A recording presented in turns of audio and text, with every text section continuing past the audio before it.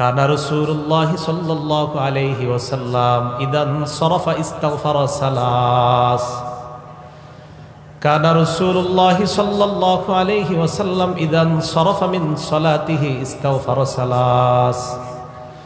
নবীজি যখন নামাজের সালাম ফিরাইতেন, সালাম ফিরানোর পর নবীজি 3 বার ইস্তেগফার পাঠ করতেন। সুম্মা ক্বালা আল্লাহুম্মা আনতাস সালাম ওয়া মিনকাস সালাম তাবারাকতা ইয়া যাল জালালি ওয়াল ইকরাম। এরপর নবীজি বলতেন আল্লাহুম্মা আনতাস সালাম, হে আল্লাহ আপনি শান্তি, ওয়া মিনকাস সালাম আপনার পক্ষ থেকেই শান্তি, তাবারাকতা ইয়া যাল জালালি ওয়াল ইকরাম হে মহামহিম মহা অনুভব মহানুভবের অধিকারী আল্লাহ আপনি বরকতময়। এই দোয়াটা আমাদের নবীজি ফরজ নামাজের সালাম ফিরানোর পরে করতেন। ওয়ালিদ রহমতুল্লাহ আলাই, যিনি ইমাম আউজাই থেকে হাদিসের বর্ণনাকারী, উনি বলেন আমি ইমাম আউজাইকে প্রশ্ন করলাম কাইফাল ইস্তিগফার, সালাম ফিরানোর পর যে ইস্তিগফার পড়ব এটা কিভাবে পড়ব? ইমাম আউজাই জবাব দিলেন তাকুলু আস্তাগফিরুল্লাহ আস্তাগফিরুল্লাহ আস্তাগফিরুল্লাহ, 3 বার পড়বা আস্তাগফিরুল্লাহ আস্তাগফিরুল্লাহ আস্তাগফিরুল্লাহ। এই যে নামাজ পড়লাম আমরা, কিছু ভুল ভ্রান্তি তো হয়েই যায় আমাদের, এই ইস্তেগফার পড়ার কারণে আশা করা যায় এই ভুল ভ্রান্তিগুলো আল্লাহ মাফ করে দিবেন। তাহলে বলেন তো আপনারা সালাম ফিরানোর পর আস্তাগফিরুল্লাহ কয়বার পড়বো?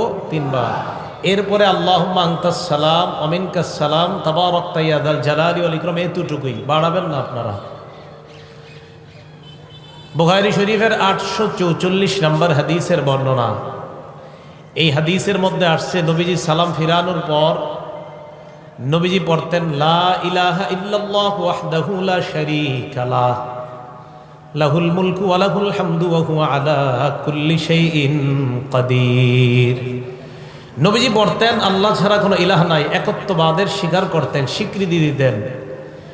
লা ইলাহা ইল্লাল্লাহু ওয়াহদাহু লা শারীকা লাহ, নবীজি বলতেন আল্লাহ ছাড়া কোনো ইলাহ নাই, তার সাথে কোনো শিরিক নাই, অংশীদারিত্ব করার কোনো প্রশ্নই আসে না। লাহুল মুলকু, রাজত্ব তার, ওয়া লাহুল হামদু, প্রশংসা তার, ওয়া হুয়া আলা কুল্লি শাইইন কাদির, সব জিনিসের উপর ক্ষমতাবান কে বলেন? নবীজি এটা বলতেন। বলার পর আল্লাহ নবী বলতেন আল্লাহুম্মা লা মানিআ লিমা আ'তাইতা ওয়া লা মু'তিয়া লিমা মানা'তা, আল্লাহ আপনি যা দেন তা বাধা দেওয়ার কেউ নাই, আপনি যা দেন না তা দেওয়ার কেউ নাই।